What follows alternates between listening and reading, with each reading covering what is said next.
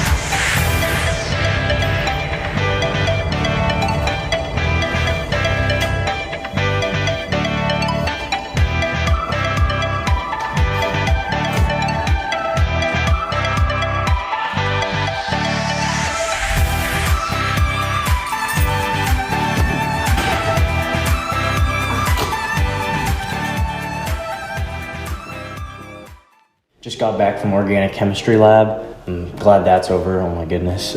For those of you new to my channel, my name is Velasquez. I'm a pre-medical student at the University of North Texas. I'm classified as a junior, pursuing a major in rehabilitation studies with a minor in biology. I grew up in Plano, Texas, and decided medicine was for me when I completed clinical rotations at a program in my high school. Please make sure to give a thumbs up and like this video if you like the sequence so far, and feel free to comment and ask any questions for me to answer after this video. Before we get started, I just want to say that the advice and critiques that I'm offering is not affiliated with my university, nor any organizations I'm with. This is solely from my own experience and what my colleagues have used during their pre-medical journey, and most of them are in medical school today. Now that set aside, let's go into it. First and foremost, you have to set aside and have that self-awareness that you are entering a professional career. This means you're going to be encountering people from all walks of life. So this entails different religious beliefs, political standpoints, and different ways of life as well. So it's important to understand that as a healthcare professional, you have to level the playing field and be able to communicate with people and understand their perspectives as well. I'm sure you've heard of the problem with the train track dilemma. You know, who would you rather save if you had the control to which direction the unstoppable train was going? Similar to that, some people would say they would go to the one person deal or the multiple people. And the whole point of that is that there's neither a right or wrong answer, that people have their own perspective and their own reasoning to how they arrived with their choice. So according to that train track dilemma, which direction would you let the train go to? So I want to introduce this idea, this topic that's kept me as a pre-med driven, and it's the main reason why I'm still a pre-med student today, which I've declared 3 years ago. The whole big deal breaker is that you have to imagine your future self, how you're going to be treating people in the future, how that's going to make you feel, you know, being able to discharge people from the hospital. How does that make you feel when you're treating someone, that you know that you're helping someone improve their lives? You know, this is something that you have to ingrain in your head every day, that yourself now, that whatever you're doing now is linked to yourself in the future. For instance, I want you to pretend that you're holding a rubber band on one end of the rubber band, and that the other end of the rubber band is being held by your future self,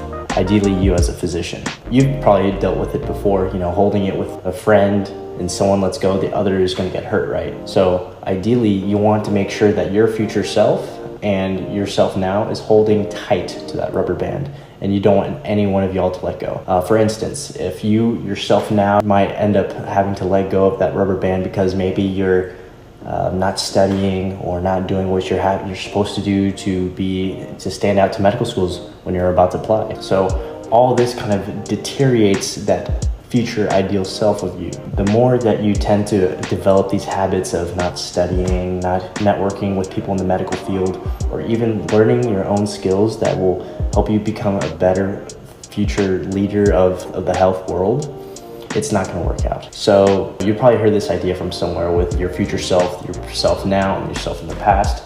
It all ties into the law of attraction.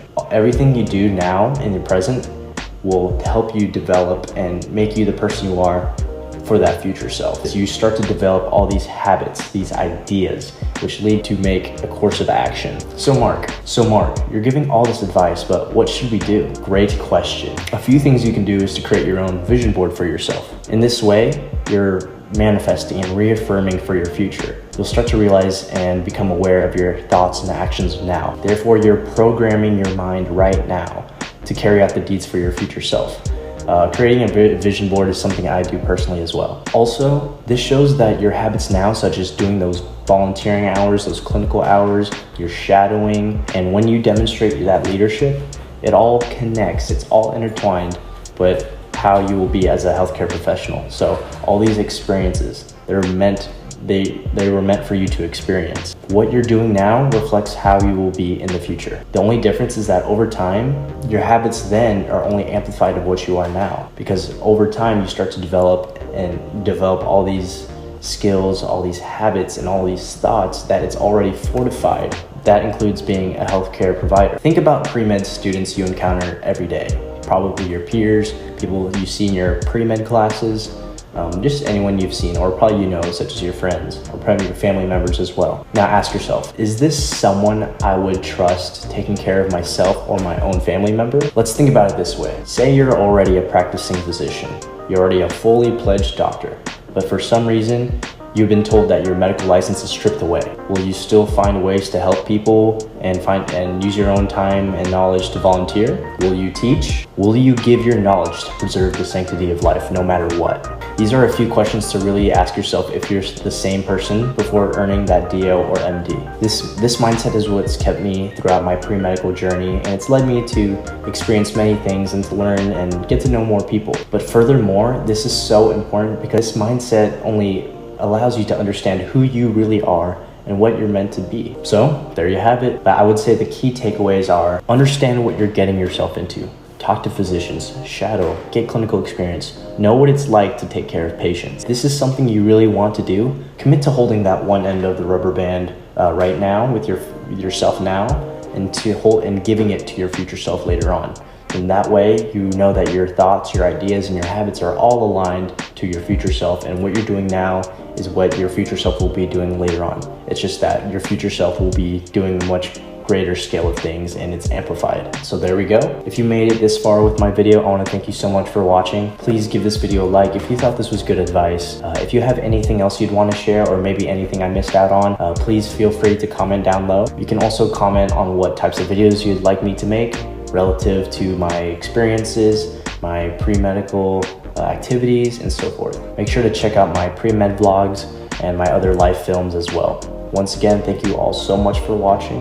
I'll go ahead and see y'all in the next video. I'm gonna stop by real quick and finish my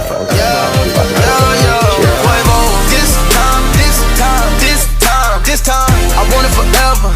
This is my time. As above, so below. As within, so without.